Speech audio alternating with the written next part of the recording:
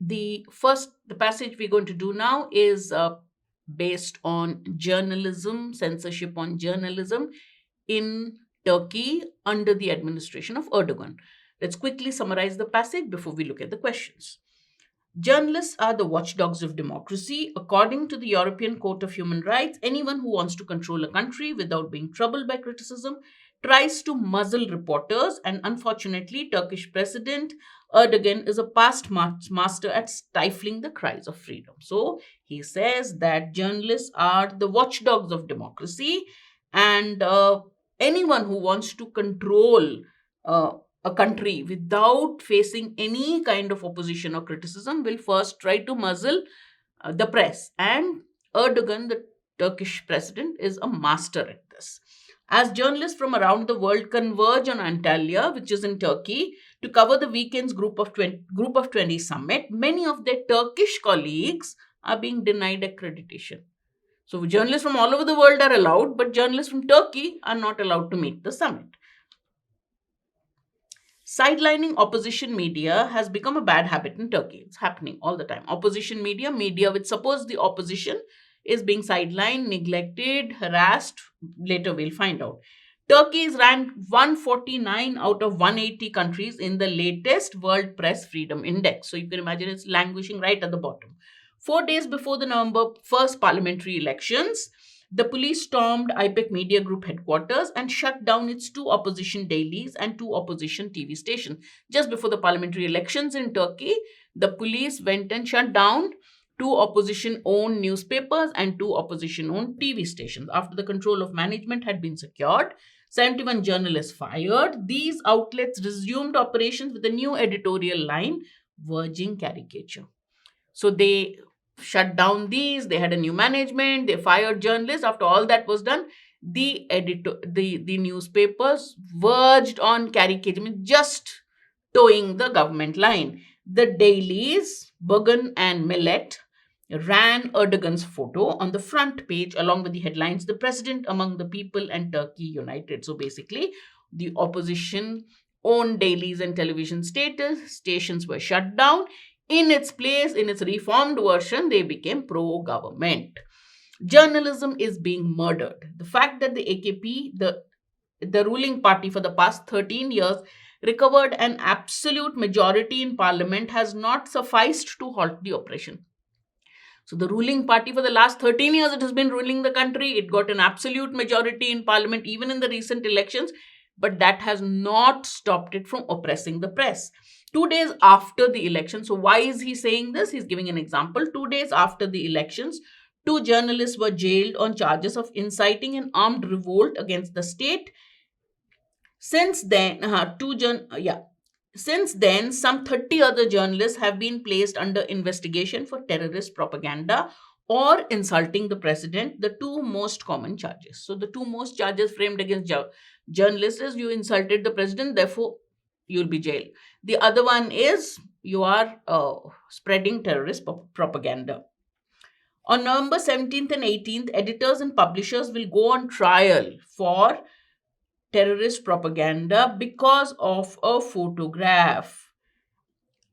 They face up to 7.5 years in prison. Can you imagine? 7.5 years in prison for using a president's photograph. Not in a very complimentary light, we can infer. One of these journalists is Can Dunder, already stood accused of spying by Erdogan, who has vowed that Dunder won't get away with it. So one of them is this editor called Dunder, journalist called Dunder, who has been already accused by the president of spying. Now, what is the new charge against Dunder? This editor, his paper published evidence that Syria-bound trucks leased by Turkey's National Intelligence Organization, a government organization, had, as suspected, been carrying arms. They revealed the story, so obviously they incurred the displeasure of the president. For years, the growing concentration of media ownership in the hands of government allies has eroded pluralism and encouraged self-censorship. The authors have also reined in the internet. Following draconian reforms, the blocking of websites has become systematic. Turkey is responsible for more than two-thirds of the requests to Twitter to remove content. The government does not hesitate to block the entire YouTube platform. So, one is censorship of journalists, but how else is this media being controlled? Government itself is owning media. All right, so there is no pluralism and there is self-censorship. Oh, we won't say this against the government. Second is internet is also being controlled, right? No, Twitter maximum number of requests from Turkey, from the Turkish government saying remove that, remove that, remove that. YouTube entire platform has been blocked. These practices compound problems inherited from years of military rule. So they've already had problems because of years of military rule, and these internet blocking, censorship of the press, ownership of the press have only made matters worse for the people. What kind of problems have they had under military law? Laws restricting freedom of expression, a judicial culture centered on defense of the state and impunity of political violence. So they have a restriction of freedom of expression, they have entire judiciary is being controlled by them, and police violence is going on without any fear of control or punishment. Far from diffusing the political and communal tensions, the accelerating censorship and aggressive government rhetoric have sharpened it. Communal and political tensions have increased because the government is not reducing it. The government's own rhetoric is increasing communal and political tension. Demonstrators, egged on by government's discord, attacked. So the demonstrators are also incited by the government to attack people they don't like or parties they don't like. The G20's leaders must take stock of the course on which their host has embarked. So the G20 summit is being held in Turkey. Turkey is hosting it. So the G20 leaders must look at the course of action that is being taken by Turkey. They need a stable Turkey. They need Turkey to be stable. Why? To limit the spread of the Syrian chaos and to guarantee its people security and prosperity. So for the people of Turkey to be secure and prosperous, for checking the chaos in Syria, Turkey needs to be stable. But the government, the authors advises, the Turkish government must stop fueling tension, and for this, it is essential that truth can be told. They should tell the truth. That way, they will not fuel tension. Reopening the space for democratic debate is essential. Right now, there's no democratic debate in Turkey. So, you should reopen democratic debate, and that is essential for stabilizing the country. Freedom of information is part of the solution. So, this is the passage quickly summarized. Why does the author take the examples of front page coverage of the president by the dailies Bugün and Millet? The author says there were attacks against opposition newspapers and TV channels. And then what did the government do? Management was changed, journalists were fired, and everything. And then it was allowed to operate. And when it operated, these two dailies came up with editorials in support of the president, saying Turkey united, the president for the people. So it was just basically glorifying the president. That's what he says. So he's saying, why have these examples been given?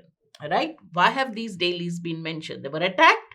They were opposition held dailies. They were attacked. Then after they were attacked, the entire management, editors, journalists, everyone was fired. A new group came in place, and that group came up with headlines which bordered the caricatures, he said.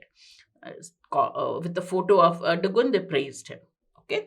To indicate that these dailies are agents of the government. They were opposition held papers initially, but the government attacked them, and therefore after that they came up with a new policy. So it's not to prove that they were agents of the government. He just said the management was changed, journalists were fired. To prove that the right results can be obtained with the right kind of tactics. This is a general piece of advice or statement for any. It can also be a statement for how to crack cat. The right kind of results with the right kind of tactics. A very general statement, not relevant to the question. Doesn't answer the question. Why was the example given? What was the function of the example? To imply that the media cannot function without government support. They are praising the government, right? So entire media is he talking? He's talking about two dailies which were attacked by the government, and after the attacks, they came up with these laudatory headlines. Therefore, to highlight the effect of a crackdown on the media, to show that there was a crackdown, and as a result of the crackdown, the entire editorial policy changed, the management changed. Therefore, the answer is D.